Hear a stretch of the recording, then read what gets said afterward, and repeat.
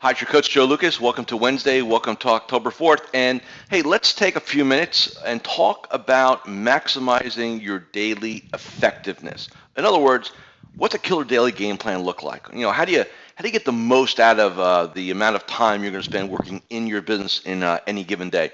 So let me kind of rip through just from top ahead some very important habits, if you will, some hacks, if you will. Number one, it's really challenging to have a great day without a great morning success ritual. So number one is if you don't have a very intentional sequence morning success ritual to prime yourself to be excellent that day, chances are you're not. Okay, so that's number one. Number two, never hit your office without a written daily game plan. So if you're going to walk in that door and then kind of figure it out, you're done. You're shot. You're going to the blinking light on the voicemail, the email comes in, the stack of mail, the other people around you potentially.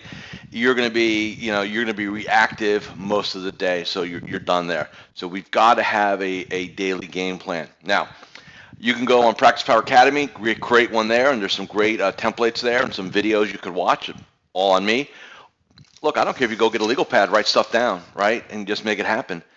You want to limit yourself, though, at any one kind of chunk, if you will, to 5 things.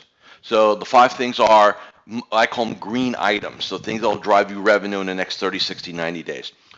Who are the top calls I got to make? What's the top project I got to do today? Where are my revenue or my success opportunities? 5 things, you get them done, put another 5 on the board. You don't want to have a long list of like to-dos and calls and everything like that because your brain's going to go, where do we start? And you go, I don't know, oh, CNBC's on, let me go watch that for a while, right?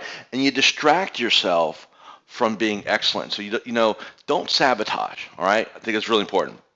Next, energy is important. You've noticed here, if those of you are watching me on YouTube, right? I mean, I've got a motorized desk. I've got a stand-up desk. I've got a wireless headset. Hey, this is the setup I use throughout the day for my coaching work.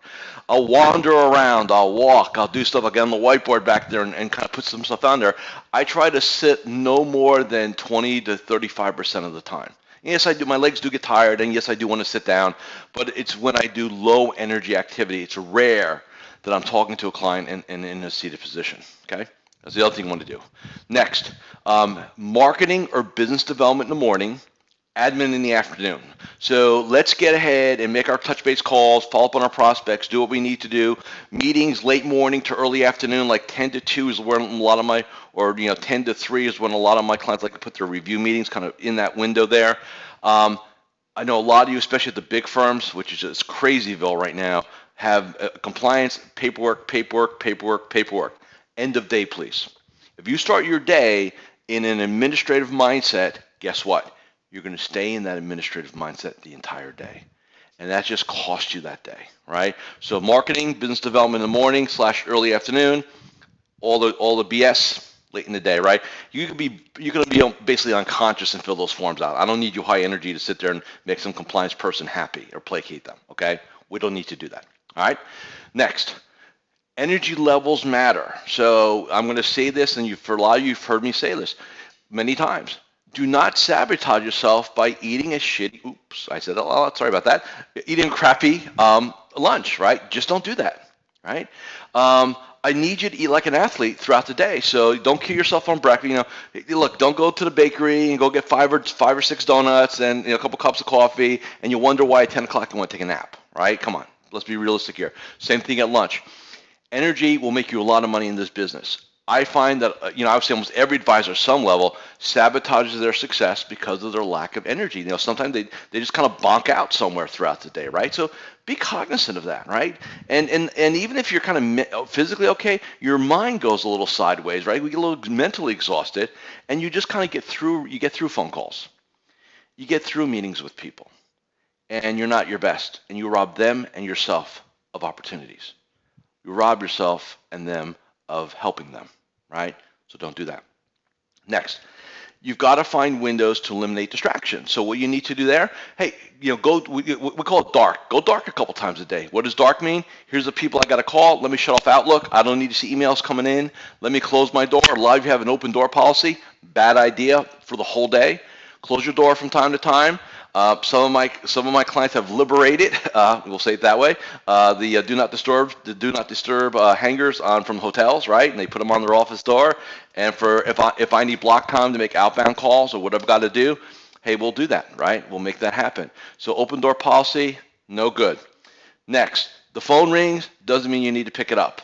Yeah, I know you're sitting there saying, well, that's client service. No, it's not. It's you just picking up the phone. Because if you're doing that, then you're not doing something else you intended to.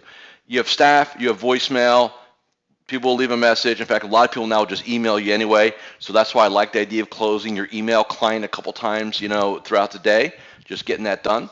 Very, very important. And then you should also have a little autoresponder throughout the day. Say, hey, thanks for emailing me. I check emails, 9, 12, 3, and 5, or 9, 12, and 4. If it's an emergency, call the office, right? 99% of the time it's not. You'll get to it when you get to it. I think a lot of you operate almost as a glorified help desk. Oh, email's in. Oh, I got to go play with that now, right? Oh, client email. I got to handle that in the next 5 minutes. Why? Are you that insecure in your client relationships that if you don't get to something immediately, you feel like there's going to be a negative consequence? If you put the autoresponder in there and tell them you'll do it a couple times a day, they now know when you're going to do it. It manages their expectation, and you can stay organized, right? Last thing. Every time, look, there'll be all of us have days when we have the best intentions, and things go sideways, right? Client dies, personal matter, whatever it is. Your ability to stop for 5 minutes and say, okay, new game plan. Here's what needs to happen. And to be able to truncate some stuff off, push it off to the next day, and then focus on the things that are truly important is a very, very valuable skill set. And I need you to develop that, right? Because I think what a lot of us do, we get very frustrated and we just kind of, blow the whole thing up, right? Look, every day matters. Here we are in the fourth quarter. And some of you are wondering where the heck the year went, right? And you're really going to have that feel come December. Where the year goes is you let every day slip by. I'll do it tomorrow. I'll do it later. I'll do it tomorrow. And for some of you, your entire career has been built that way or not built that way. Now's the time to make the change. If you want to have a great 2018, don't wait till January to have it. Start now. Change your daily behaviors. Make stuff happen. I'll see you tomorrow.